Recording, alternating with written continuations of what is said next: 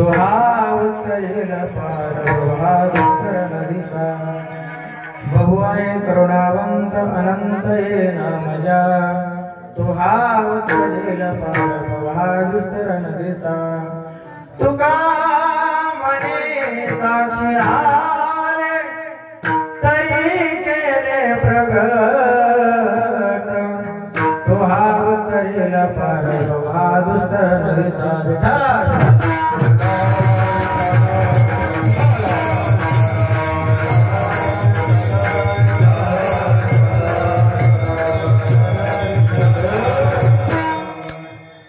रायगडी मंदिरी वसे माझा राया चरणाशी अर्पितो जन्म ही काया जगदीश्वराशी जोडली ज्याची ख्याती प्रथम वंदितो तुम्हा कलावज्ञ जीवोदरारथावतारम कलंकाकते ज्योतिकामोदिवक्त्रम फलानि शबाधापनोदार दीक्षं समाधिस्तमुरतिं भजे ज्ञानदेवं नमो ज्ञानदेवा नमो ज्ञानराजा नमो ज्ञानसिंधु सखा पूर्णमाजा मतिमंद ते ज्ञानदाता दिनासी नमस्कार साष्टांग ज्ञानेश्वरासी जय जय राधा रमण जय जय नवल किशोर जय गोपी चित चोर प्रभु जय जय जय माखन चोर राधा मेरी स्वामिनी थोड़ा सा 20 मिनट का आवाज कोड़ा मैं राधे जी का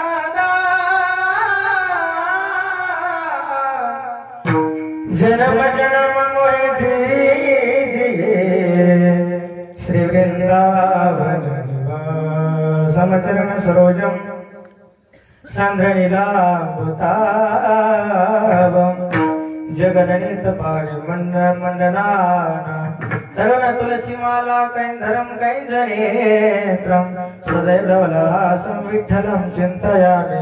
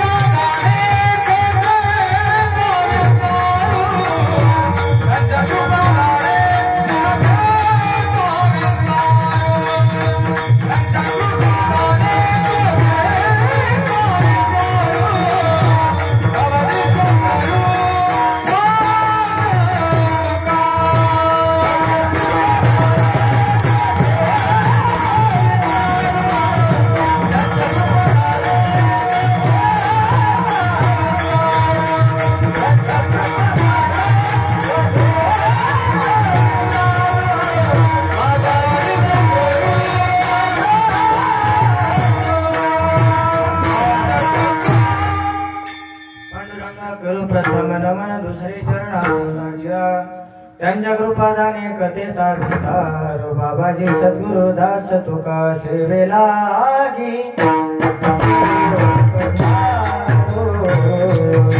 सेवेला लागी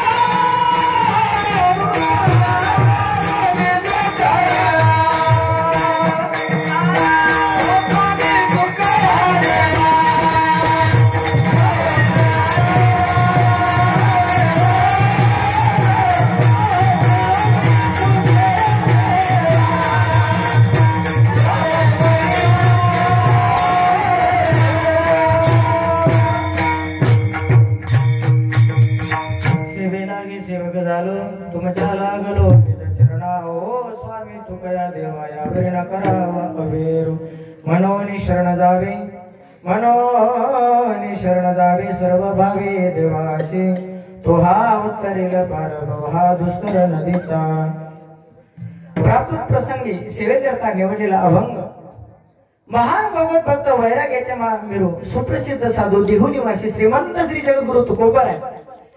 या अभंगाच्या माध्यमातून नरदेहाला आलेल्या जीवात्म्याला म्हणजे तुम्हा आम्हाला सुखाचा मार्ग सांगतात. विठ्ठल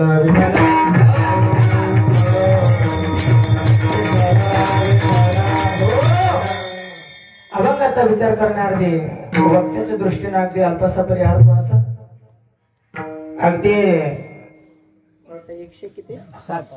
107 सालापासून चालू असलेला अखंड हरिनाम सप्ताह चंपाषष्ठीच्या निमित्ताने हरिभक्त परायण गुरुवर्य जागृत संत बाळाभाऊ महाराज यांनी ही संत मांदियाच्या माध्यमातून ही परंपरा चालू करून दिली आणि त्यांच्या माध्यमातून आजपर्यंत म्हणजे 107 वर्षापर्यंत ही चालत आहे. या कीर्तन सेवेचा आजचा 5वा दिवस. कीर्तन सेवा म्हटलं की कीर्तन सेवेला हा साथ संगत गरजेचं असतं. साथ संगत म्हणजे कीर्तनाचा प्राण. अगदी बघा माझे ओठ बोलतात हे सर्वांना दिसतात पण ज्यांचे बोट बोलतात असे आमचे हरिभक्त परायण मृदंग महामेरू कैलास महाराज तेही सेवेला आहे. अगदी ज्यांनी महाराजांनी गोड चाल गायली मला वाटतं मिश्र शिवरंजन आहे बरोबर. आमचे अनिल महाराज आहेत अनिल महाराज मुंडे आणि आमचे भागवत महाराज आहेत ज्यांच्या मुखातून आपण गेले 5 दिवस भागवत कथेचा अमृतपान करतात असे आमचे ज्येष्ठ गुरुबंधू अनिल महाराज या ठिकाणी आहेत. नितीन महाराज आहेत गुरुवारी आपले काकड गुरुजी आहेत. या सर्वांच्या सेवेला आलेला हा रंग विठ्ठल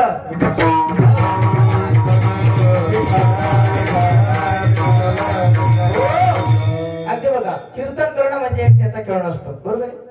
काय मंडळी कीर्तनाला काय काय लागतं गायक लागतात वादक लागतात.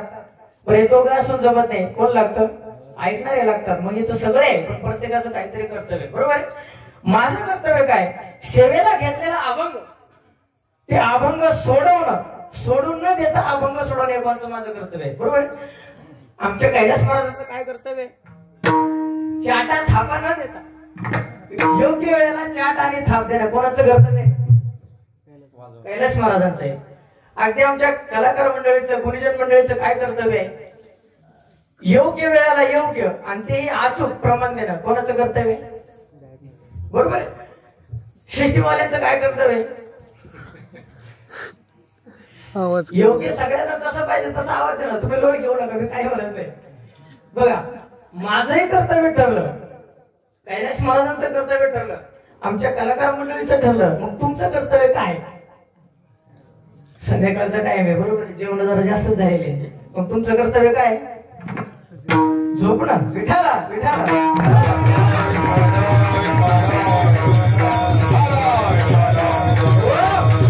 अगदी आमच्या सगळ्यांचे कर्तव्य ठरलेले तसं तुमचंही कर्तव्य काय.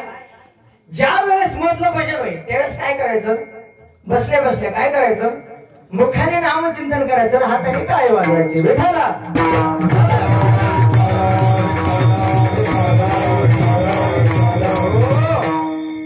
आज ज्यांच्या माध्यमातून मला सेवा प्राप्त झाली आमचे टेलर आहेत. आज ज्यांचा अन्नदान झाला आमचं वाटतं डोळे पुढे आहे बरोबर. आजची सेवा मला वाटतं बऱ्याच दिवसांनी निमित्ताने म्हणजे 2-3 वर्षापासून माझ्या गावात सेवा व्हायची होती पण काही योगच नाही आला. पण काय झालं माझे गुरुबंधू या गावामध्ये गुरुबंधू म्हणल्यापेक्षा क्लासमेट आणि त्यांनी फोन केला आमचे दादा समोरच बसले त्यांनी सांगितलं क्लासमेट म्हटल्यावर काय हॅलो रामेश्वर म्हटलं हो बोला ना. आपल्या गावात सप्ताह म्हटले ह्या वर्षी तारीख घ्यावं लागतं म्हटलं काहीच अडचण नाही. मग त्याने मला पहिला प्रश्न केला तुमची दक्षिणा किती असते. बघा व्यवहार तज्ञ माणसं बघा अगदी महाराज जरी असला संत जरी असले देव जरी असले तरी त्यांच्या समोर गेल्यावरती काय पाहतात अगदी व्यवहार पाहतात. त्यांनी मला हे नाही विचारलं तुमची तारीख खाली आहे का तुम्ही येसन का. त्यांनी पहिले विचारलं महाराज तुमचं पाकिट किती असतं. मला इतर ठिकाणी किती घेतो ते सांगत नाही तुम्हाला जे द्यायचं ते द्या नाही दिलं तरी चालेल. विठाला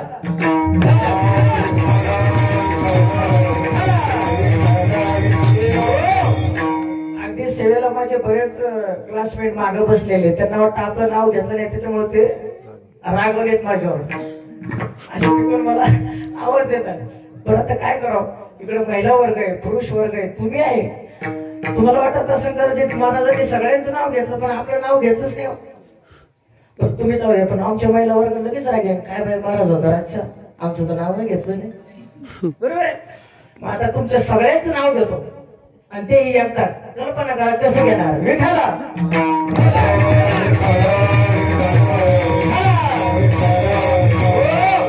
आता सगळ्यांचं नाव एकटाच घ्यायचं म्हटल्यावर कसं, महिला मंडळ माहितीये कशात घ्यायचं, उखाण्यात घ्यायचं. आता सगळ्यांचं नाव एकदाच घेऊन टाकतो म्हणजे तुम्ही नाराज होणार नाही माझ्या. विठाला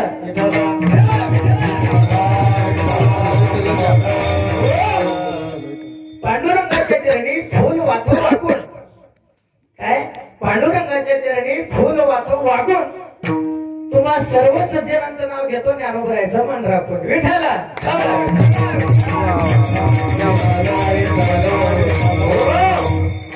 इतर काही परिहार न लांबवता अभंगाच्या दृष्टीने आपण अभंग येऊ. जगद्गुरु तुकोबाराय म्हणतात मनोमनी शरण जावे. आपल्या जाणकार मंडळाला अगदी गुरुजी इथे आहेत. बऱ्याच मंडळीला शंका आली असेल, तुम्हाला आली का शंका? आली हो, शंका नाही शंका. आता एक नियम करायचा, काय असतं, वक्ता तो वक्ता नाही श्रोते. बरोबर आहे. वक्त्याला खरं बोलवणारे कोण असतात? श्रोते. त्यावेळेस कधी मी एखादी शंका व्यक्त येतो मी काय करायचं, उत्तर द्यायचं. वा विठाला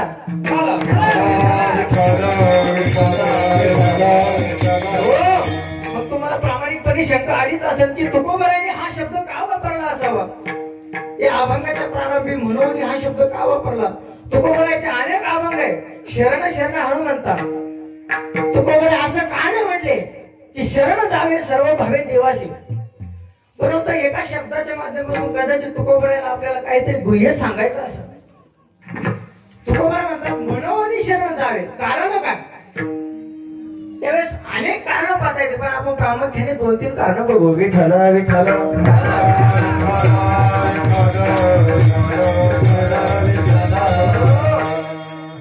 सच्चू भाऊ थोडासा बेस पूर्णच कमी करा. बघा आपल्याला शंका आली की मनोमनी शब्द का वापरला, त्यावेळेस तुकोबाराय सांगतात आपल्याला हा प्राप्त झालेला नरदेव कसा आहे, नरदेव दुर्लभ आहे. बरोबर आहे. मग तो मिळालेला दुर्लभ नरदेव पडायच्या अगोदर काय करा, तुम्ही शरण जा. म्हणून म्हणतात मनोमनी शरण जावे. बरं मिळालेला देह कसा आहे, अनेक प्रमाणे नाशवंत देह जाणार सगळं. बरोबर आहे. हा नाश काय, हा कधी पडेल हे सांगता येत नाही, म्हणून तो पडायच्या आधी शरण जा. मनोमनी शरण जावे. तिसरं कारण तुकोबाराय सांगतात, बघा आपल्या गावात सप्ताह चालू आहे. आपल्या गावामध्ये आपण मनुष्यही राहतो, काही जनावरही राहतात. बरोबर आहे. मग असं जनावरांना वाटलं का, त्यांनी मिटिंग घेतली की चला अखंड हरिनाम सप्ताह चालू आहे, आपण सुद्धा कीर्तनाला गेलं पाहिजे, असं वाटलं?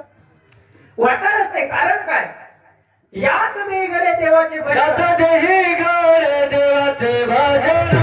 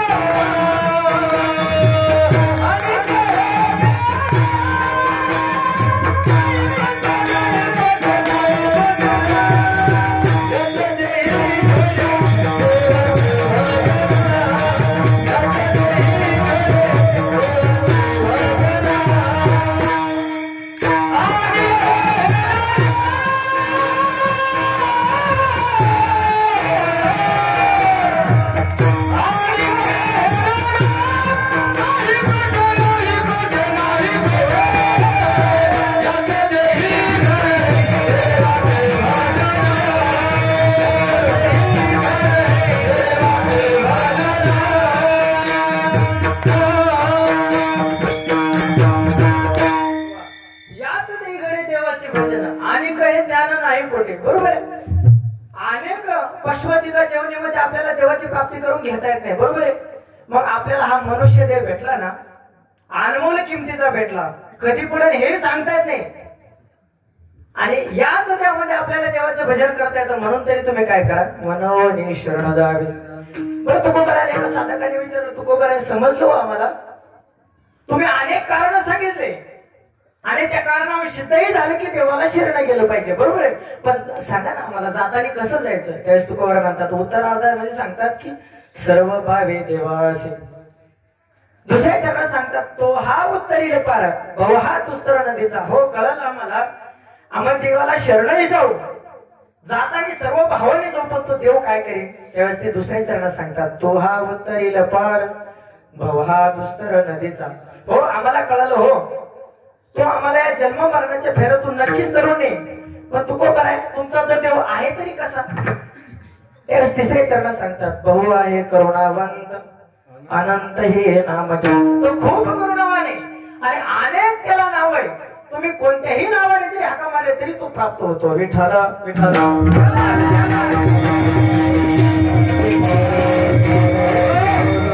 आणि शेवटी तुकोबारा म्हणतात, तुका म्हणे साक्षी आले. हे मी कोणाचे अनुभव, हे कोणाचं ऐकून नाही सांगत, कोणत्या ग्रंथाचं चिंतन केलं त्या ग्रंथातून नाही सांगत. हे काय माझा स्वतःचा अनुभव आहे. असा अनुभव की देवाला शरण गेल्याच्या नंतर तो आपल्याला या भवसागरातून तरुण येतो. तो करुणावान आहे, त्याला अनेक नाम आहे. हे काय माझा स्वतःचा अनुभव आहे. आणि ते शेवटचे चरण सांगतात की तुका म्हणे साक्षी आले तरी ते केले प्रगट. विठ्ठल विठ्ठल.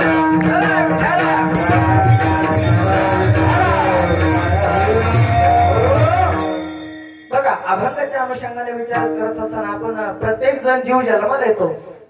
जीव जन्माला आल्याच्या नंतर संसारामध्ये त्याला अनेक दुःख भोगावं लागते. पण कधी विचार केला का आपल्याला हे दुःख का भोगावं लागतं. प्रत्येक जीव संसारात येतो, राम राम राबतो तरी दुःख भोगायला लागतं, बरोबर आहे. ज्याच्या उलट सांगू का, बऱ्याच लोकांना जे देवदेव करतात त्यांच्याच पोटी जास्त दुःख येतं. विठाला विठाला.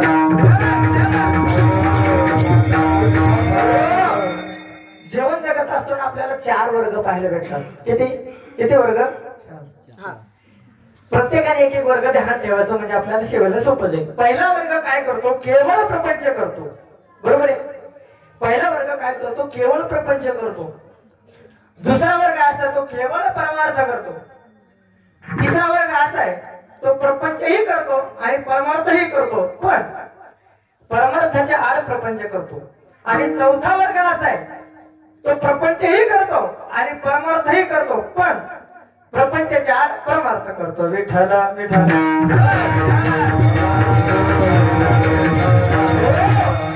बघा पहिला वर्ग कोणता आहे, केवळ प्रपंच. मला वाटतं त्यामध्ये कोण बसतं, आपण तुम्ही आम्ही सर्व त्याच वर्गातले, अगदी माझ्या सांगण्याला सहित. कारण का, कारण आपण देवाच्या समोर जर गेलो ना आणि देवाला सांगितलं ना, देव जर म्हटले की महा तुला काय माहिती, तर संसारिक काय मागतो माहितीये का.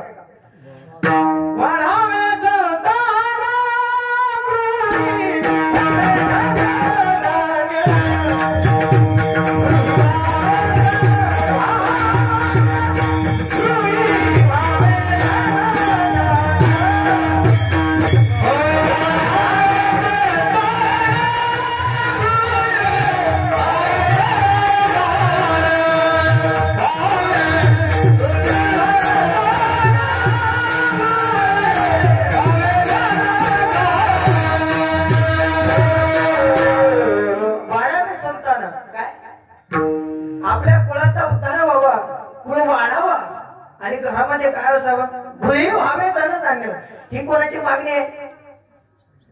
मग मला सांगा, आता माझा तुम्हाला एक प्रश्न आहे, आपण देवाजवळ जर जाऊन संसारात मागत असलो तर आपण प्रपंच व्यतिरिक्त करतो तरी काय, बरोबर आहे. अहो जर देव आहे ना तो सार्वभौम आहे, तुम्ही जर त्याला मोक्ष मागितला तरी द्यायला तयार आहे ना, तर तुम्ही काय मागता.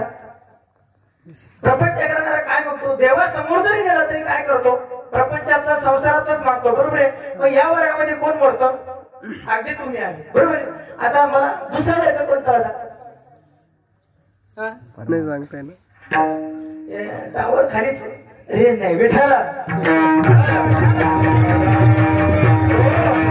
आमच्या तिकडे क्लासमेट मित्रांनी वरी हात केला, ते म्हणतात मी सांगतो दुसरा वर्ग कोणता होता. कोणता होता वर्ग, दुसरा वर्ग असा की तो केवळ परमार्थ करतो. ते चांगलं. दुसरा वर्ग कोणता आहे? केवळ परमार्थ करतो. यामध्ये कोण येतं?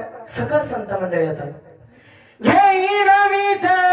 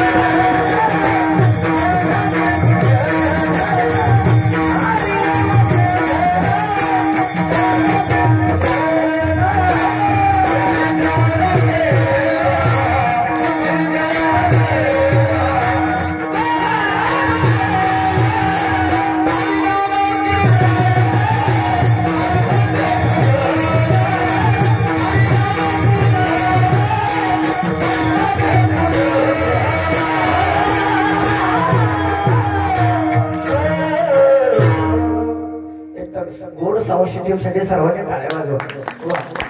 महाराज, कीर्तनकार जर गायक असला तर त्याला काय लागतं? Sound system. काय लागतं? साऊंड सिस्टम हा कीर्तनकाराचा प्राण असतो. बरोबर आहे. आणि काय होतं, बऱ्याच लोकांकडे बरंच सामान असतं पण त्याच्यात जे धरती तज्ञ कोण नसतं. कार्तिक एका ठिकाणी कीर्तन होतं. ते बाबा होते सिस्टीमला. त्यांना म्हणलं, बाबा माझं आता सारखी कीर्तन आहे. म्हटलं कार्तिक थोडासा माझा आवाज बारीक करा, जाड होता. ते बाबांनी मला म्हटले, बाबा ते म्हणे महाराज तो कशाने होतो.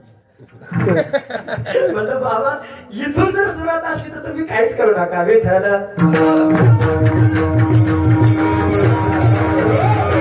आता संजू भाऊ साठी एक प्रमाण आठवतं.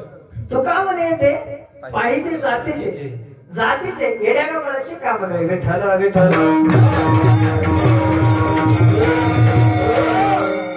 बघा आपण दुसरा वर्ग पाहिला की केवळ परमार्थ करतो. जगद्गुरु तुकोबरा म्हणतात, देवा मला जर तुला जन्माला घालायचं असलं तर कशा करता घाल, तुझी चरण सेवा साधावया. मग आता माझा तुम्हाला प्रश्न आहे, जे संत मंडळी देवाचं नामस्मरण करण्याकरता जर जन्म घेत असले ते परमार्थ व्यतिरिक्त करतील ते काय? विठ्ठला विठ्ठला.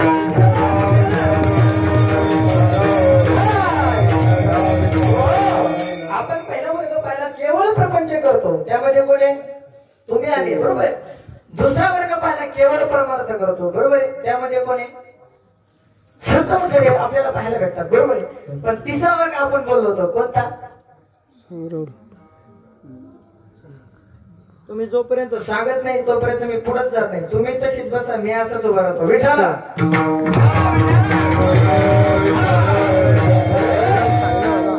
तुमचं कर्तव्यातून तुम्ही कुठेतरी चुकताय. मी काय सांगितलं होतं? तुमचं कर्तव्य काय?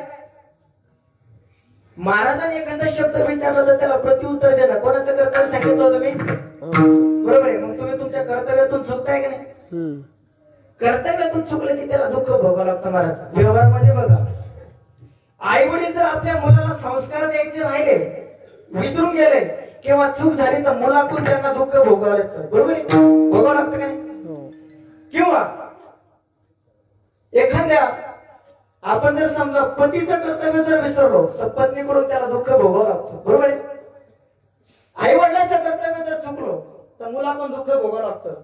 मुलाचं जर कर्तव्य आपण चुकलो होतं आई वडिलांकडून दुःख भोगावं लागतं. त्यामुळे कर्तव्याला फार मोठं महत्व आहे. त्याच्यामुळे तुमचं कर्तव्य काय होतं? उत्तर देणं. वा, उत्तर देणं. मग तिसरा वर्ग काय करतो? वा वा, गुरुजी म्हटल्यावर प्रश्नच नाही. विठ्ठला विठ्ठला.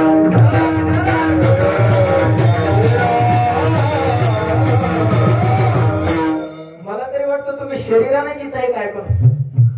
बरोबर आहे. जर मनाने एकाग्र झाले असते तुम्हाला उत्तर देता आलं असतं. तिसरा वर्ग काय करतो? प्रपंचही करतो आणि परमार्थही करतो, परंतु परमार्थाचे आड प्रपंच करतो. विठ्ठल विठ्ठल.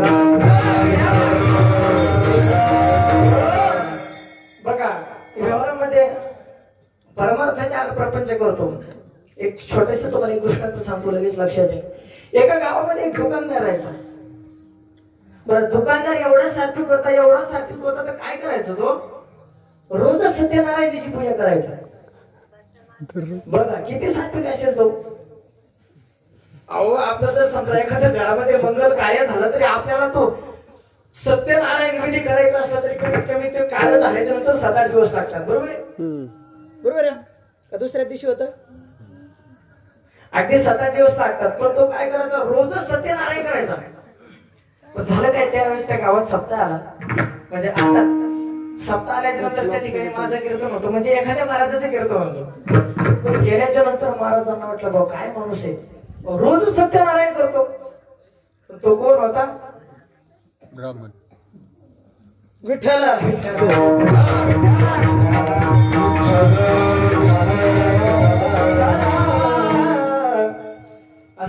हे म्हणजे कसं झालं, एकाला विचारलं तुम्हाला किती मुलं आहे? तो माझ्या मामाला 4 आहे.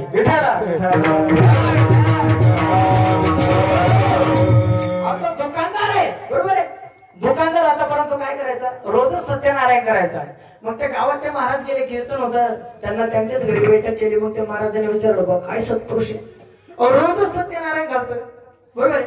मग त्यावेळेस त्या कीर्तनकाराने विचारलं म्हणे काका इकडे नाही, तुम्हाला एक गोष्ट विचारतो, म्हणजे रोजच सत्यनारायण करता तुम्ही, हेच कारण काय हो? त्यावेळेस दुकानदाराने एक काम केलं, महाराज इकडे या. ते पुढच्या बैठकीत बसले होते, बरोबर आहे. मग दुकानदाराने मधल्या खोलीचा दरवाजा उघडा, आत नेलं कोपऱ्यात. आणि त्याच दुकानदार म्हणे महाराज तुम्हाला सांगतो, कोणाला सांगू नका. असं कोण म्हणला? दुकानदार. विठ्ठल विठ्ठल. आणि दुकानदार म्हटला महाराज तुम्हाला सांगतो, कोणाला सांगू नका. याचं कारण काय? म्हटलंय मी रोज सत्यनारायण करतो, याचं कारण काय? त्यावेळेस दुकानदार म्हटला माझं दुकान आहे किराणा दुकान, बरोबर आहे. आणि काय होतं, ज्यावेळेस सत्यनारायण मी घालतो, गावातली सगळी मंडळी येतात, अगदी शेवटी प्रसादाला येतात. आणि आल्याच्या नंतर आपला साधारण व्यवहारातला नियम आहे, आपण दर्शना गेलो तर काय करतो? फुल हार घेतो, दक्षिणा ठेवतो. 5 रुपये 2 रुपये 10 रुपये ठेवतो, बरोबर आहे. दुकानदार म्हटला महाराज माझं आहे किराणाचं दुकान, पण झालं काय, मला चिल्लरीचे लेच वांदे येते. मी काय करतो म्हणे, त्या निमित्ताने सत्यनारायण करतो. गावातली सगळी मंडळी प्रसादाला आली की ते काय करतात, थोडी थोडी चिल्लर ठेवतात, दक्षिणा ठेवतात. बस यांची सगळ्यांची दक्षिणा होती कमीत कमी 5,000, बरोबर आहे. मग मी काय करतो, प्रसादासाठी काय करतो, 500 रुपयाचा रवा बसतो, बरोबर. 500 रुपयाचा रवा बसतो आणि ब्राह्मणाला किती देतो? 500. किती उरले खाली? 4,000. याच्यामुळे माझं दुकान चालते म्हणे. विठाला विठाला.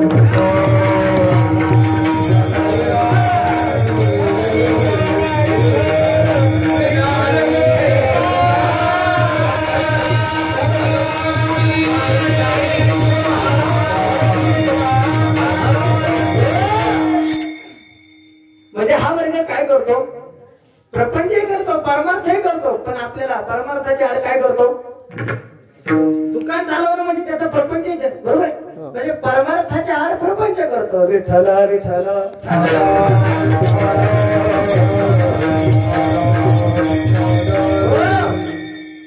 पहिला वर्ग आपण पहिला केवळ प्रपंच करतो, बरोबर. मागचं याच्याच करता सांगतो, कारण तुम्हाला पुढचंच आठवणार, मागचं विसरू नये म्हणून. विठ्ठल.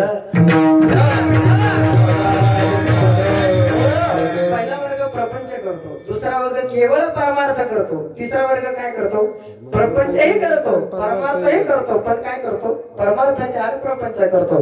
आणि आता आपण शेवटचा वर्ग पाहिला होता, जो प्रपंचही करतो, परमार्थही करतो, पण काय करतो, प्रपंचाच्या आड परमार्थ करतो. विठ्ठल विठ्ठल.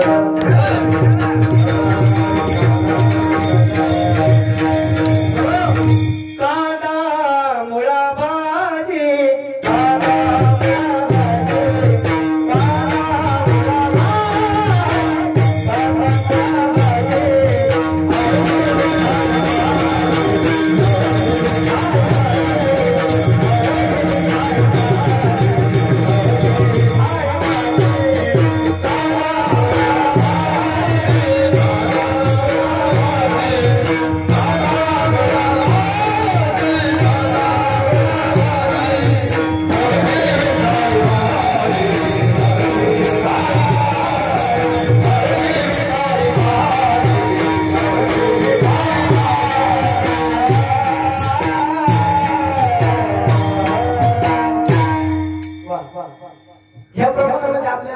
शब्द आपल्या अगदी कानपटे कांदा मुळा भाजी हे शब्द कशातले बरं शेतातले कशातले आपल्या व्यवहारातले म्हणजे आपल्या संसाराला लागणाऱ्या वस्तू आहे ना कांदा मुळा भाजी बरोबर आहे म्हणजे या वर्गामध्ये जे म्हणतात किंवा दुसऱ्या एका ठिकाणी संत म्हणतात हा कामामध्ये काम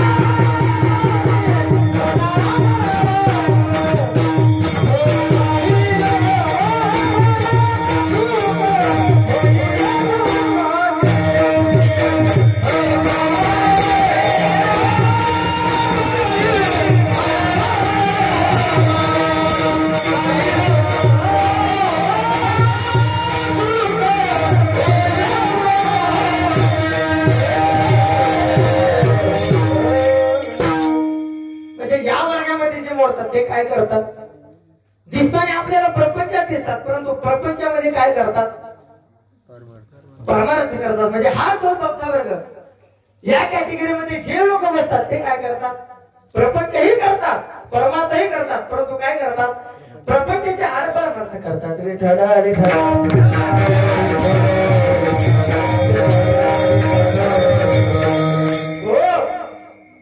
काय झालं जगद्गुरु तुकोबारायांना भेटण्याकरता एक 4-5 साधक मंडळी चालली मग गेल्याच्या नंतर तुकोबाराय कुठं होते अगदी सर्वांना माहिती आहे देहू मध्ये बरोबर आहे मग ते 4 साधक मंडळी देहू मध्ये गेल्याच्या नंतर त्यांनी विचारलं का हो तुकोबारायचं घर कोणतं आहे बघा त्यांनी शब्द विचारला की जगद्गुरु तुकोबारायचं घर कोणतं आहे त्यावेळेस देहूकरांनी सांगितलं कोण तुकोबाराय तो क्या म्हणजे बघा जोपर्यंत ही संत मंडळी हयात होते ना तोपर्यंत या आपण म्हणजे या समाजाने खूप संताला त्रास दिला अहो तुकोबारायच्या बाबतीत जर बोलायचं झालं तर कोपला पाटील गावीचे लोक हाता माझे भिग म्हणजे बघा तुकोबारायची अवस्था कशी झाली कोपला पाटील गावीचे हे लोक त्या लोकांनी तुकोबाराला एवढा त्रास दिला पण काय झालं मग तुकोबारायांनी ठरवलं या लोकांनी जर आपल्याला गावामध्ये राहण्यासाठी त्रास दिला तर आपण काय करू कुठेतरी एकांतात जाऊ आणि आपलं नामचिंतन घेऊ मग त्यावेळेस तुकोबाराय चालले कुठं भंडारे डोंगरावर घोराळेश्वर डोंगरावर आणि दुसऱ्या भामचंद्र डोंगरावर अगदी तिन्ही डोंगरावर जाऊन तुकोबाराय भजन करू लागले पण ते साधक मंडळी वाटलं तुकोबारायचं गाव हे देहू आहे म्हणून ते देहू मध्ये आले विचारू लागले तुकोबाराय कुठे आम्हाला त्यांची भेट घ्यायची आहे आम्हाला आमच्या जीवाचं कल्याण करून घ्यायचं बघा एक थोडासा पाठीमागे जाऊन जर इतिहास बघितला ना तुकोबारायचा आहे पण सगळं संत मंडळी या समाजाने त्रास दिला बरोबर अगदी विश्वमाऊली ज्ञानोबाराय झाले जगद्गुरु तुकोबाराय झाले शांती ब्रह्म पैठणीवासी एकनाथ महाराजही झाले आणि आपल्या सर्वांची श्रद्धा भगवत बाबांना सुद्धा त्रास दिला समाजाने विठाला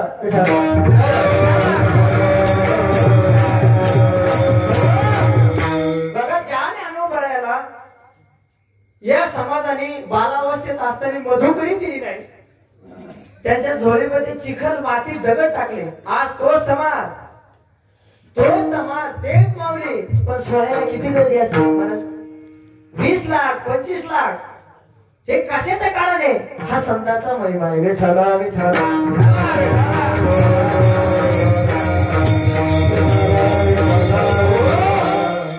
अगदी नाथ महाराजांनी त्रास दिला परत बाबाच्या मुखातून एकदा ऐकलं होतं की नाथ महाराज बघा आता स्वतःला शांती ब्रह्म म्हणून घेतात पण याची नेमकी शांती खरोखर शांती ब्रह्म आहे का वरवर शांती आहे त्या दुष्ट लोकांना थोडी नाथ महाराजांची परीक्षा घ्यायचं ठरवलं त्यांनी सांगितलं आपण एक काम करू म्हटले नाथ महाराजांच्या घरी असेल त्यांनी काय केलं गावात मीटिंग घेतली सभा घेतली आणि ठरवलं नाथ महाराजांना जो मनुष्य राग आले काय मीटिंगचा मुख्य विषय काय होता की नाथ महाराजांना जो राग आले त्याला आपण 1 लाख रुपये बक्षीस देऊ मला सांगा तुम्ही काय केलं असतं अर्धे घेतले असते त्या मीटिंग मध्ये ठरलं गेलं की नाथ महाराजांना जो राग आले ना त्याला 1 लाख रुपये बक्षीस महाराज त्याही काळात काही दुर्जन मनुष्य होते आणि आताही असतातच. हिच्यासारखं. कारण काय होतं हे गेले म्हणजे फक्त भावकी बदलून आले विठाला.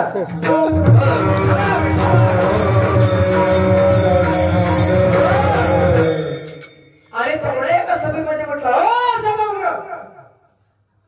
थांबा म्हटले, कोण आहात महाराज, कोण आहात महाराज, कोणाला स्वतःला शांती प्रभा म्हणून घेता ना हा पठ्ठे त्यांना राग आणतो म्हटले. आणि तो माणूस कोण होता, त्याचं नाव होतं यवन. बरोबर आहे. त्याने तो विडा उचलला आणि ठरवला. आता त्याने सांगितलं की मला तुम्ही काहीतरी मर्यादा द्या, दिवस द्या. त्यावेळेस सांगितलं त्याने तुला 1 महिन्याचा अवधी देतो म्हणजे आम्ही. नाथ महाराजांना काय करायचं, राग आणायचा. बरोबर आहे. अहो ज्या समाजाला नाथ महाराज कळले नाही त्यांनी अशी मीटिंग घ्यायला पाहिजे होती की आपण सर्व नाथ महाराजांच्या संगतीत जाऊन आपल्या जीवाचं कल्याण करून घेऊ. पण याने काय केलं, संतांची परीक्षा पाहिली. कदाचित त्यांना त्यावेळेस संत कळाली नाही. संत ही अलौकिक असतात. संतांचा महिमा बहुत दुर्गम असतो. पण तो कधी कळतो आपल्याला, संत गेल्याच्या नंतर कळतो. आणि तो यवन उठला आणि सांगितलं 1 महिन्याच्या आत मी काय करतो, नाथ महाराजांना राग आणतो. आल्याच्या नंतर तो नाथ महाराजाच्या पाठीमागे समोर पाठीमागे फिरू लागला. नाथ महाराज काय करतात, नाथ महाराज काय करतात. मग एक दिवस काय झालं, नाथ महाराज स्नान करायला गेले. बरोबर आहे. गोदावरी तीरावर स्नान करायला गेले. गेल्याच्या नंतर काय झालं, आपलं नित्याने नाथ महाराज स्नानाला जायचे. ज्या टायमाला जायचे त्याच टायमाला गेले. पण हा काय करत होता, नाथ महाराजांचा पाठलाग करत होता. आणि त्यांनी ठरवलं आता एक काम करू म्हटले, नाथ महाराज जर स्नान करून आले तर आपण काय करायचं. मला सांगा त्या ठिकाणी आपण जर असतो तर काय केलं असतं. आपल्याला एखाद्याची शेजारची सभागत आहे, लाज जरी लागली तर आपण त्याचा उद्धार केल्याशिवाय राहत नाही. बरोबर शब्दाने. तर त्याने काय केलं ते म्हणे आपण एक काम करू म्हणजे नाथ महाराजाला बोलायचं नाही, त्यांच्या अंगावर विष्ठा म्हणजे थुंकायचंच नाही. असं कोणी ठरवलं. त्यावेळेस किती होते यवन, आता किती आहे. विठाला विठाला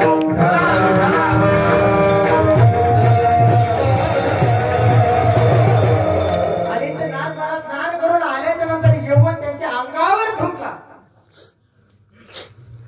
नाथ महाराजांनी काहीच नाही पाहिलं, त्याच्या मुखाकडे पाहिलं, परत गेले, स्नान करून आले, परत तो थुकला. त्याच्या मुखाकडे पाहिलं, परत गेले, स्नान करून आले, परत तो थुकला. त्याच्या मुखाकडे पाहिलं, परत गेले, तो थुंकला, त्याच्या मुखाकडे. असे किती वेळ झालं, 108. बरोबर आहे. त्या ठिकाणी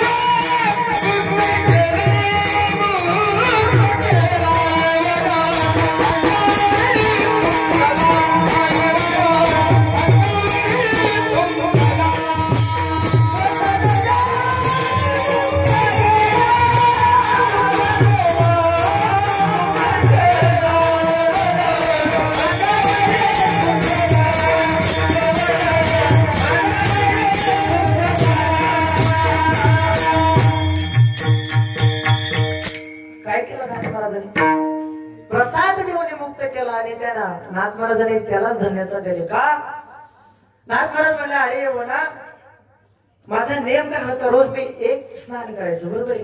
पण तुझ्यामुळे मला काय झालं, 108 स्नान घडलं. हे नाथ महाराज कोणला सांगताय, तू कशा करत आला होता, राग आणायला. बरोबर आहे.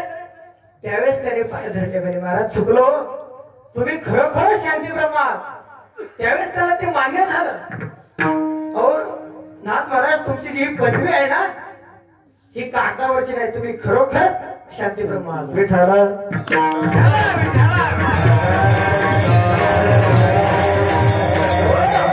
बघा, सगळं संत मंडळीचा जरी विचार केला तर या समाजाने तुम्ही आम्ही त्यांना जोपर्यंत ते हयात होते तोपर्यंत त्रास दिला. बरोबर आहे. आपल्या सगळ्यांचे शब्द असतात. अगदी कथा मग तुम्हाला माहिती, पण 2 मिनिटात सांगतो. संत श्री भगवान बाबा. बरोबर आहे. आता ते मला ते गावाचं नाव माहित नाही, ते एका गावामध्ये गेले म्हणतात. दुपारची वेळ होती. त्यांनी काय केलं, एका मनुष्याला पाणी मागितलं. तर त्यावेळेस तो काय म्हटला, कदाचित तो यवनाच्याच भावकीचा असावा. बरोबर. त्यावेळेस तो काय म्हटला, म्हणजे महाराज तुम्हाला पाणी प्यायचं नाही, काम करा म्हणले. ती समोर तिथे विहीर दिसते, बरोबर आहे? त्या विहिरीत जा म्हटले, वहीच पाणी आहे, त्या विहिरीवर जा आणि पाणी प्या, बरोबर आहे? शेवटी संतांचं ते अंतकरण करून येतं. गेले आणि विहिरीत पाहिलं, पाणी खोल होतं. मग संतांचा महिमाच अलौकिक असतो महाराज तो. त्याने ते पाणीही पिलं. मग आता करायचं काय? या समाजाला काहीतरी आपला चमत्कार दाखवला पाहिजे, बरोबर आहे? त्यावेळेस त्यांनी काय केलं, एक रुमाल हातवला, त्याच्यावर ज्ञानेश्वरी ठेवली आणि त्या ज्ञानेश्वरीच्या समोर आपण बसले आणि पाण्यावर ज्ञानेश्वरी बसले. पाण्यावरी बैसरी पाण्यावरी वाचल्या ज्ञानेश्वरी. काय केलं त्याने? पाण्यावर बसून ज्ञानेश्वरी वाचली. त्यावेळेस या सगळं आपल्या समाजाला काय वाटू लागलं, हे संत आहेत बा, त्यांचा महिमा हळूहळू कळू लागला. सगळं संतांचा जर विचार केला ना, सगळं संतांनी आपले पंचमहाभूते पृथ्वी आप तेज वायू आकाश, प्रत्येक संतांनी काय केलंय, एका एका पंचमहाभूतावर आपला अधिकार गाजवलाय, बरोबर? संत श्री भगवान बाबांनी काय केलं, पाण्यावर बसले, म्हणजे त्यांनी काय केलं, जलाला वशीभूत केलं, बरोबर आहे? अगदी आज रोजी सुद्धा ज्ञानोबा समाधी घेऊन 750 वर्ष झाले, बरोबर आहे? पण आजही आपण काय म्हणतो, संजीवन समाधी म्हणतो, बरोबर आहे? म्हणजे पृथ्वीला त्यांनी काय केलं, वशीभूत केलं. अग्नीला कोणी वशीभूत केलं, सर्वांना चरित्रमय मुक्ताई आई साहेबांचा. वीज आली, त्यामध्ये ते अदृश्य झाला. अशा बरेच संत मंडळी, सगळं संत मंडळी एका एका पंचमहाभूताला वशीभूत केलं. असा संतांचा महिमा असतो. आणि काय झालं, ते 4 साधक देऊमध्ये आले. आल्याच्या नंतर त्यांनी विचारलं, तुकोबराय कुठे? सांगितलं, तुकोबराय भंडारी डोंगरावर आहे, भजन करतात. त्यावेळेस त्यांनी काय केलं, आपली वाट कुणीकडे वळवली, भंडारी डोंगराकडे वळवली. पण काय असतं, एक व्यवहारामधला नियम असतो बघा, आपल्याला साधा एखाद्या आमदार खासदाराला जरी भेटायला जायचं असलं, तो बरोबर आहे, तर आपण जाताना त्या व्यक्तीविषयी चर्चा करतो, बरोबर आहे? करतो की नाही, की साहेबांचा स्वभाव कसा असेल, आपण ज्या कामाकरता चाललो ते होईल की नाही, साहेब घरी सापडतील की नाही, बरोबर? आपल्या व्यवहारात चर्चा होतातच ना, बरोबर?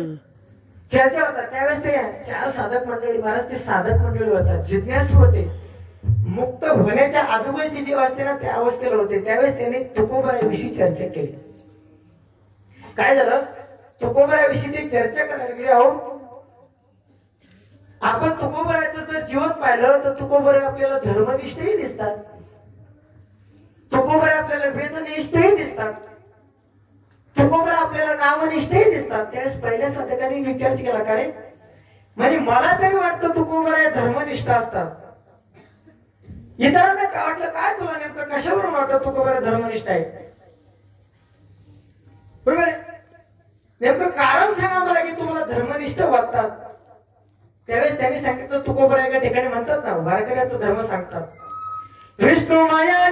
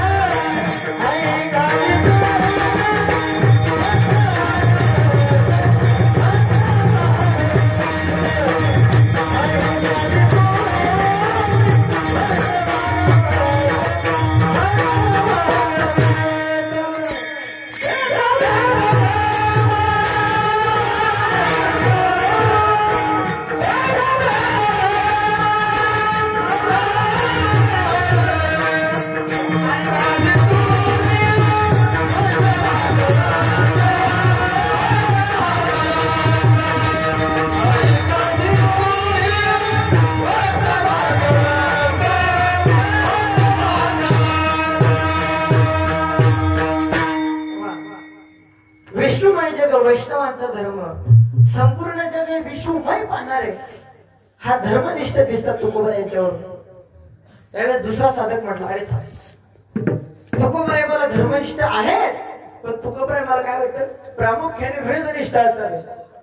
तो म्हटला कशावर?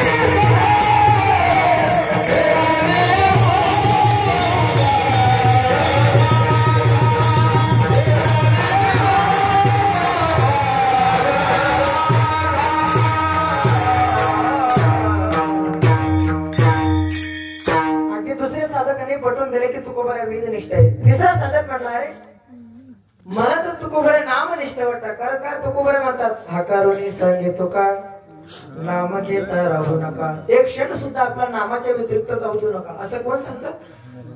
ते म्हटलं की मला तर तुकोबराय नामनिष्ठ वाटतात. मग त्यावेळेस काय केलं त्यांनी? काय केलं की ते म्हणे माझंही राहू दे, तुझंही राहू दे आणि त्याचंही राहू दे, आपण तुकोबरायलाच विचारू तुकोबराय तुम्ही कोण आहे. त्यावेळेस ते तुकोबरायकडे गेले, त्यांनी विचारलं तुकोबराय सांगा ना तुम्ही कोणी. त्यावेळेस तुकोबराय म्हणतात, तू का म्हणे नो दिसतो मी तैसा, पुरुषन येते पुरुषा पांडुरंगा. बरोबर आहे. मी कोणी माझ्या मुखाने कशाला सांगू? तुम्ही काय करा, देवाला जा, पंढरपूरला जा आणि देवाला विचारा. त्यावेळेस त्यांनी विनंती केली, तुकोबराय आम्ही तुमचा शोध घेत घेत इथपर्यंत आलो आणि आता तुम्ही कोणी हे माहित करण्याकरता आम्हाला पंढरपूरला कशाला पाठवता? तुम्हीच सांगा ना. त्यावेळेस तुकोबराय म्हणतात, मी तो वासुदेव होता, तू आता. हे सगळं पटल्याच्या नंतर मग पहिल्या साधकाने एक शंका निर्माण केली, तुकोबराय अहो तुम्ही म्हणता मनवानी शरण द्यावे, बरोबर आहे, पण नेमकं मला समजलं नाही हो शरण का जायचं. त्यावेळेस तुकोबराय म्हणतात 84 लक्ष येऊन आहे, बरोबर आहे, पण एकच मनुष्य देह जर सोडला तर आपल्याला इथं येऊन काय करावं? नुसतं भरकटावं लागतं, कर्म करावं लागते. पण या जन्म मरणाच्या फेऱ्यातून जर चुकायचं असलं तर आपल्याला कोणता देह आहे? तो म्हणजे मनुष्य देह आहे. त्या मनुष्य देहातच आपल्याला याच्यातून सुटका होते. म्हणून तरी तू काय कर, अभंगाच्या प्रथम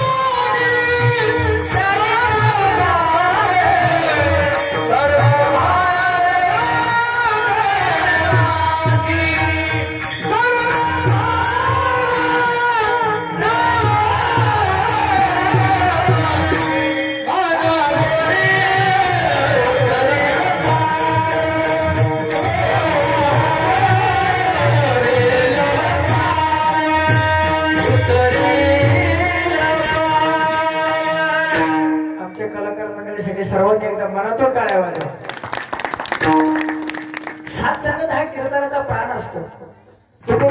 तुकोबरायांनी सांगितलं मनोनी शरण जा. का तुला जन्म मरण या परंपरेतून जर खंडित व्हायचं असलं तर तू काय कर, शरण जा. साधकाने लगेच प्रश्न विचारला, बरोबर आहे? म्हणजे तुकोबराय समजलं हो मला शरण जायचंय, पण नेमकं कशाने जायचं? 2 व्हीलर 4 व्हीलर ऑटो बस, बरोबर आहे? नेमकं कशाने जायचं शरण? त्यावेळेस तुकोबर म्हणतात सर्व भावे देवासी. भगवंताकडे शरण जात असताना देव कशाचा भुकेला असतो? भावाचा. भाव तिथे देव, पाप तिथे पुण्य, चिवडा तिथे लाडू. वा, विठाला, विठाला.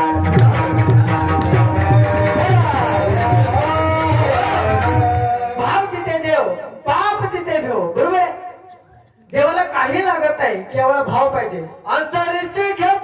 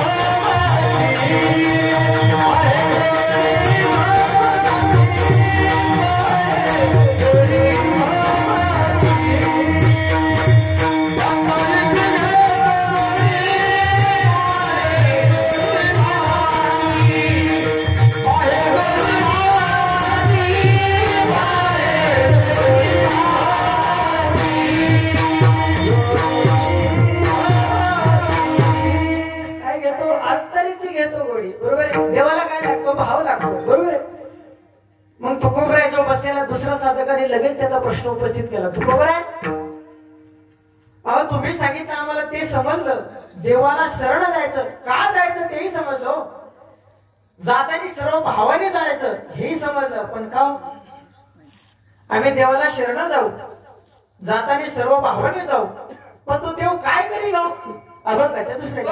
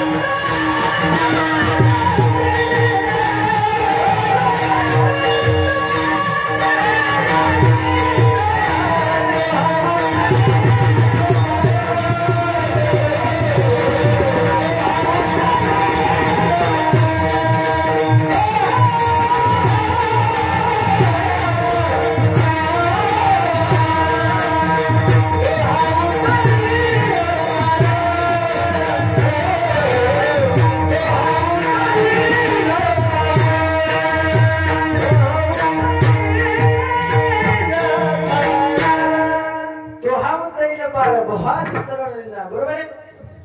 साधक मंडळीला चिंता असते आमचा उद्धार कधी झाला पाहिजे, आम्हाला कधी मोक्ष प्राप्त झाला पाहिजे. बघा प्रत्येकाला दुःख असतं. साधक मंडळीला वाटतं की आमचं जीवाचं कल्याण कधी झालं पाहिजे. व्यावहारिकाला वाटतं आम्ही कधी श्रीमंत झालो पाहिजे. बरोबर आहे. चोराला वाटतं मी जेलमधून कधी सुटलो पाहिजे. विठाला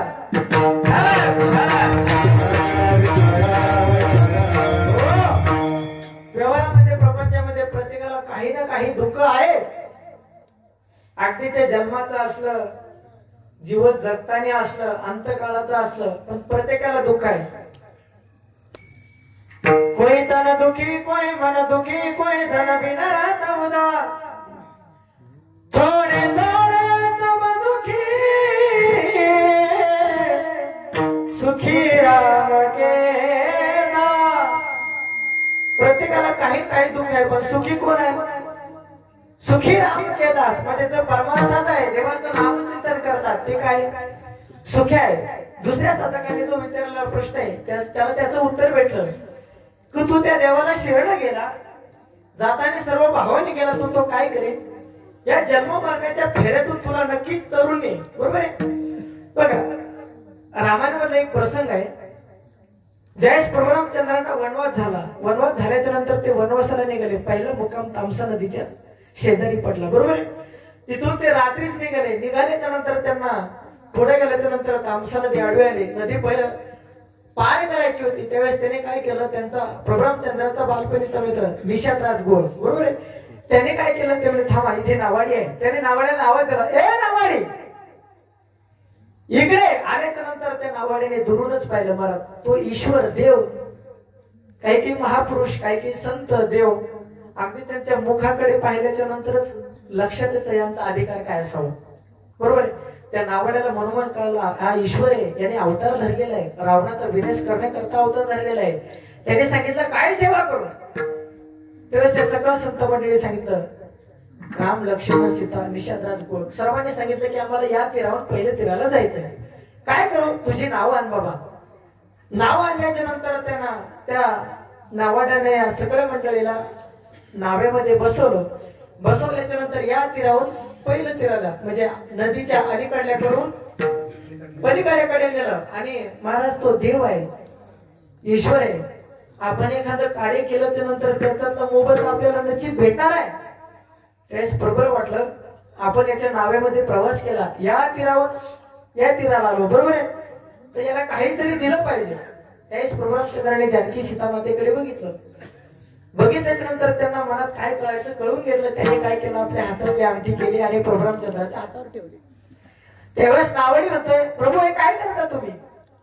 अरे बाबा तू त्या तीरावर आम्हाला या तीरावर आणलं, तुला काहीतरी मोबदला दिला पाहिजे. त्यावेळेस त्या नावड्याने एक विनंती घेतली, प्रभू ऐका ना म्हटले माझं म्हणणं, मी अनेक दिवसापासून या तीरावर आहे, अनेक प्रवासी येतात, मी त्यांना काय करतो, माझं एकच काम आहे, या तीरावर त्यांना काय करायचं